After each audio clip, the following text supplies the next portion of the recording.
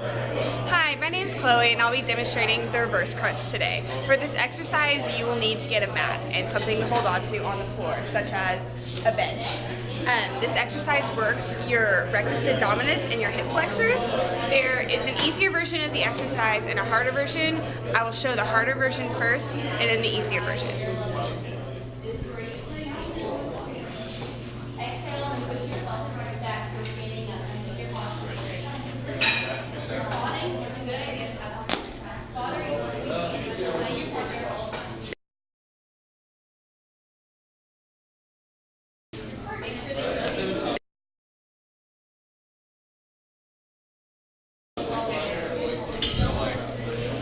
That's the harder version.